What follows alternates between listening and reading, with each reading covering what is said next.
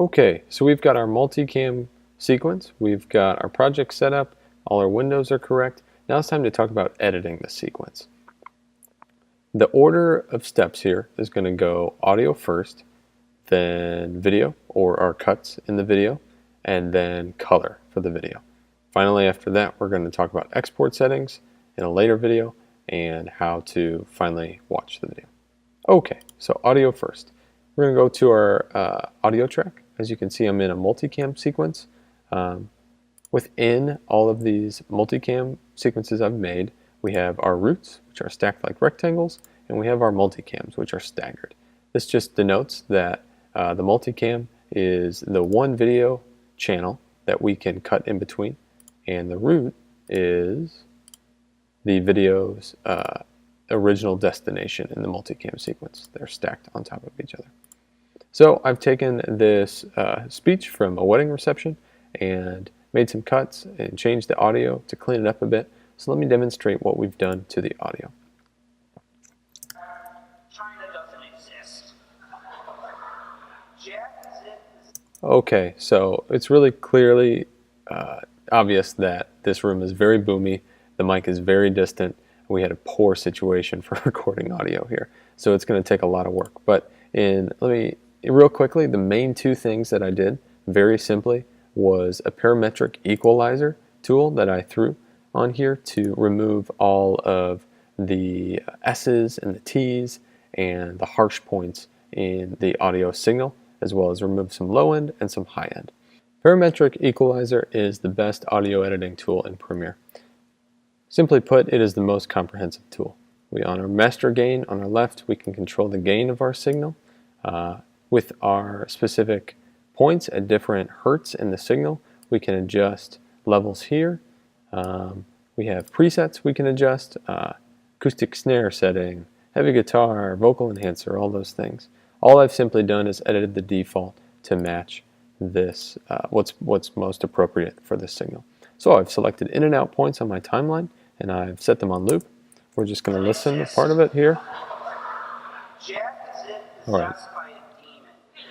So if I want to show you without these effects, I'll just toggle these on and off, put my audio back on. It's pretty boomy, right? So with these effects, let's hear what it sounds like now. China doesn't exist. Jack is possessed by a demon. Stares directly at your blade, puts both. Okay, so that's an example of what parametric and dehummer can do.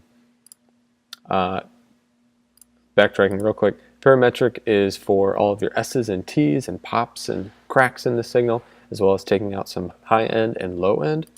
And then the dehummer is for when you got a really nasty noise in your signal. You can literally just dip out a notch in the signal and set your number of harmonics and just take out the or just like any type of nasty noise in your signal. Moving along to the edit of the sequence. What looks best in a polished video is a lot of quick cuts. This has changed, even in my lifetime, the amount of cuts within any given sequence, but today we watch things with lots of cuts in them. Let's watch this sequence that I've just chopped up real quick. Jack is possessed by a demon. Stares directly at your blade, puts both hands on the table, and says, China does exist, I've been there. You surveyed the room at this point, there was a number of... Okay, so we can tell that this guy's making a joke and we cut to the bride and groom for the reaction. This is actually not a lot of cuts, and for the videos with Steven, we won't need to make too many cuts, but it is better to err on the side of making more cuts than less cuts. It just looks more professional. So, we explained earlier how to do so just by hitting 1, 2, 3, or 4 on our keyboard to make those cuts. Once we have all of our cuts in the sequence, and let's zoom out real quick. Let's just imagine that there are cuts all throughout this entire multicam sequence. Now it will be time to color. Okay, to color we're going to need a few windows open that we don't currently have open. To open those, we're going to look for Lumetri Color. It's going to load as a sidebar on the side here. That's fine with me. We need to see all this information very clearly. We're also going to need Lumetri scopes. It's also going to load in this source monitor here. Okay, I'm going to open up a different multicam sequence here to better illustrate good color versus bad color.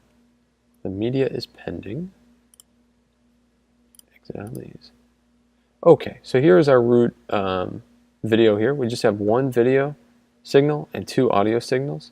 I created the multicam sequence right here. As you can tell, this is the green, this is the multicam, so I'm editing the right one. This is a colored video. If we want to toggle on and off what we've done in Lumetri color, we're going to go to Effect Controls. Now, I have colored the root of this file. The reason being, if I color the multicam and say I make cuts here and here, and I just color this section of my multicam, when I go to back to this camera angle later on in the video, it will not receive the colored attributes that I put on this part of the multicam sequence.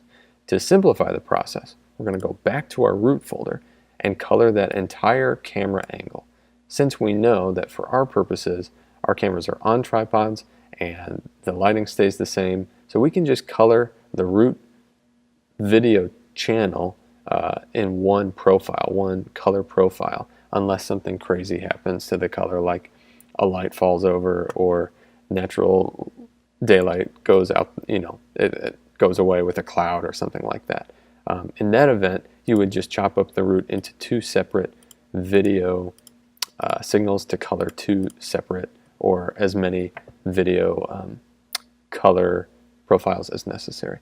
But for our purposes, we're just going to need to color the root once and then make our cuts here to see the Lumetri color attributes applied to our entire multicam sequence.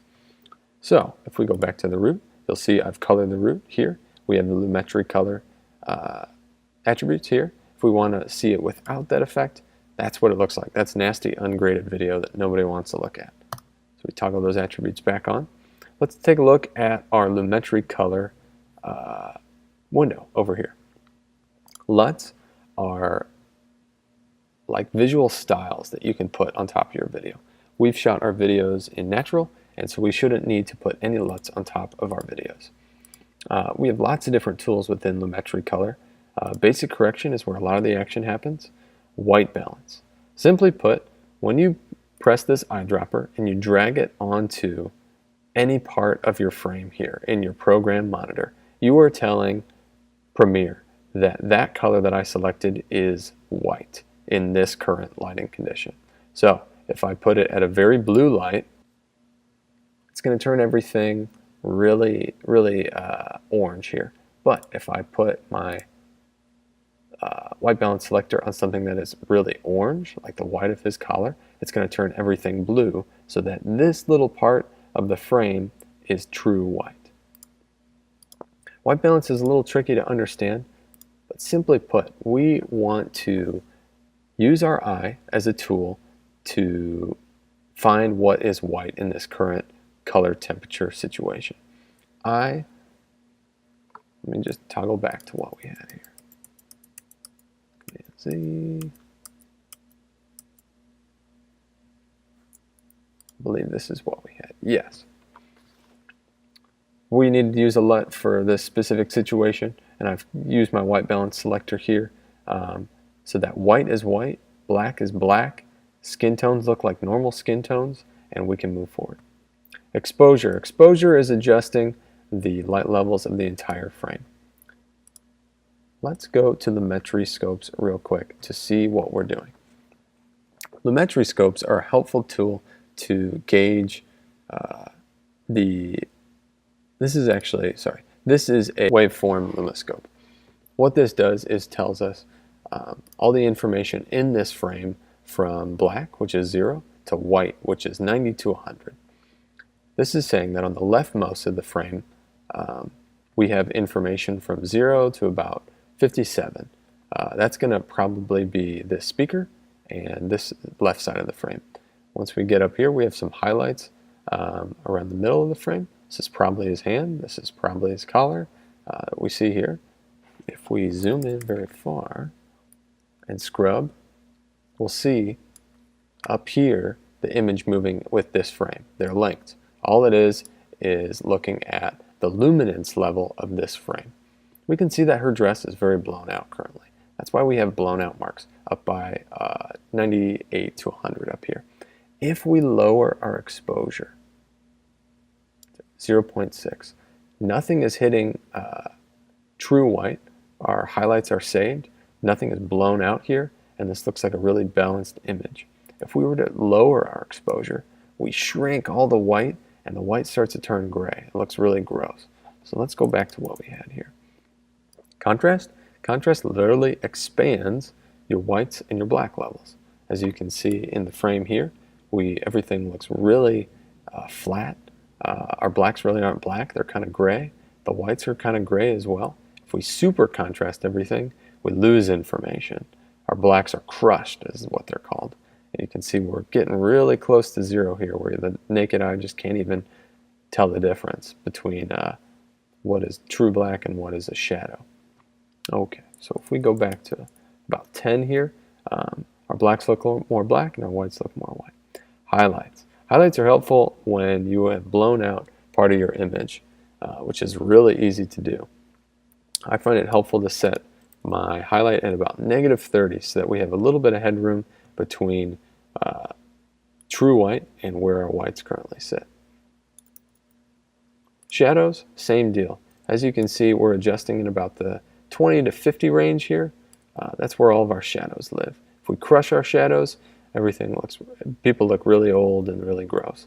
But if we remove all the shadows, we get a lot of noise in our signal. So we need to keep the shadows at where they fit most naturally. Whites and blacks, you really don't have to mess with that for our purposes. Saturation. Saturation is difficult to tell, if not completely irrelevant to a LumaScope. So we would need to use a different waveform monitor for saturation. But for our purposes, I'd say it's most likely you'll use anywhere from 100 to 110 without looking too clownish, too circus-like, or too flat, too unnatural. I like to use curves as well. Curves are really helpful when you've got too much orange in a signal here, or any color that is undesirable, that really distracts from the image. So if we just remove these attributes, you can see this wall, which is white in natural daylight, looks super yellow. So what I've done is selected the yellow on our curve here and just pulled it down a bit. If we pull it all the way up, you'll see there's that yellow again. So if I return it to where it's at, it looks natural. It's not completely white, because it's not going to be white in this lighting condition because we're using tungsten lights, but it's not going to be circus-like either because that just looks unnatural. So we're going to keep it right about there. Other things you might want to deal with is midtones. If people are starting to look too green or too pink, sometimes it's helpful to just drag those midtones a little blue and remove just weird looking color from people's faces. You can see how much how much yellow and green everything looks just by dragging those midtones over a little bit. That means we have a lot of information in our midtones. Oh, I'm sorry, this is the one I need to toggle on and off. Gotcha. So you can see their faces look a little blue here, and without the effects, they're back to that greenish pinkish color. All right. And to remove those attributes, just double click wherever you had your cursor selected, and it'll return it to normal. HSL secondary. This is for skin tones primarily. Skin tones are a big deal in Premiere. We want to make sure that white people look white and every other skin color looks as that skin color does. This is only when everything else in your frame looks good, but the skin tone could use some help. So as you can see here, her face looks kind of green, kind of pale. His also looks kind of yellow, kind of green. It's just the lighting condition. What I've done here is selected the specific colors of their skin tones using my color selector here, and then added some blur, bumped the temperature a little orange, bumped the pink levels to only 5, and then saturation brought it down from 100 to 93, just to create a little more color in their faces so they don't look completely sick and pale. All right, let's go back to compare in our effect controls. Let's remind ourselves that we are in the root multicam sequence. We're editing in the root still. Don't ever edit in the multicam. Edit in the root for color. All right, without the attributes, with the attributes. So now when we go in our multicam and we make our cuts, the whole channel of whatever camera this is, currently it's camera 1, as we can see MC1 here, is gonna have these attributes.